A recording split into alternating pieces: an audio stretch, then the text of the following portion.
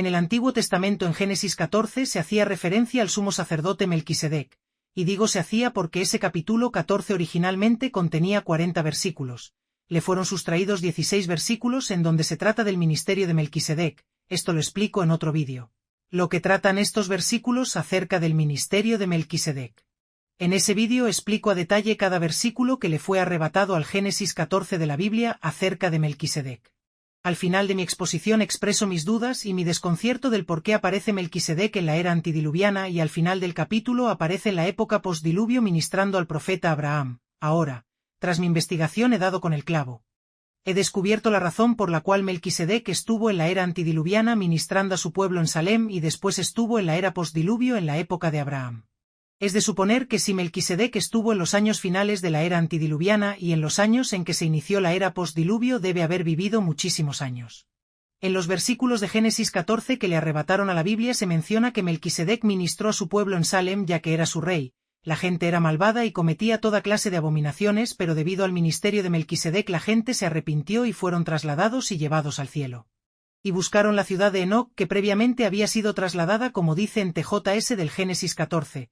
Versículos del 32 al 34, y los hombres que tenían esta fe, habiendo llegado hasta este orden de Dios, fueron trasladados y llevados al cielo. Ahora, pues, Melquisedec era sacerdote de este orden, por tanto, alcanzó la paz en Salem y fue llamado el príncipe de paz. Y su pueblo obró rectitud, y alcanzó el cielo, y buscó la ciudad de Enoc, la cual Dios previamente había llevado. Separándola de la tierra, habiéndola reservado hasta los últimos días, o sea, el fin del mundo. Acá, vemos que mediante el ministerio de Melquisedec su pueblo alcanzó el cielo en la era antidiluviana, Salem era la Jerusalén antidiluviana, y notamos que no dice que Melquisedec fue trasladado con su gente, él se quedó en la tierra, su pueblo en Salem fue trasladado para salvarlo del fin del mundo que iba a ser en poco tiempo, es decir, el diluvio. Pero Melquisedec se quedó, ¿y saben por qué?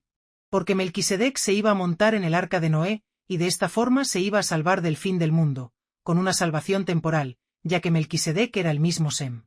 Melquisedec y el patriarca Sem fueron la misma persona. Esa es la explicación del por qué Melquisedec ministró a su pueblo en Salem en la época antidiluviana y después estuvo en la época de Abraham en la era postdiluvio. En el capítulo 14 del Génesis, en lo poco que le dejaron a ese capítulo, aparece Melquisedec en la época de Abraham, y en los versículos que le sustrajeron a ese capítulo 14 aparece Melquisedec en la época antidiluviana.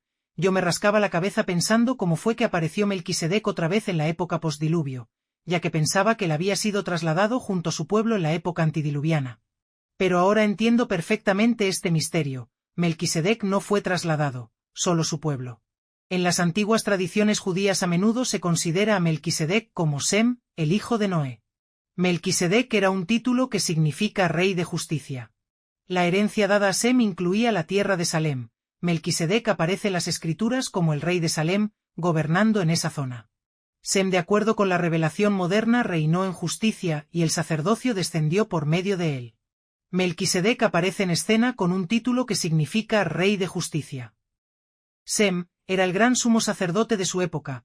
Abraham honró al sumo sacerdote Melquisedec buscando una bendición de sus manos y pagándole los diezmos.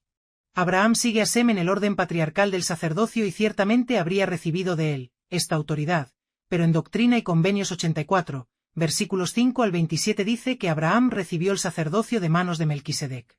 En la notable visión que el presidente Joseph F. Smith tuvo, se menciona a Sem entre los grandes patriarcas. Pero no se hace mención de Melquisedec. En conclusión, ya el misterio de Melquisedec ha sido resuelto. Esas 8 personas que se montaron en el arca de Noé tuvieron una misión tanto en la era antidiluviana como en la era postdiluvio, entre ellos el patriarca Sem, que fue el mismo Melquisedec.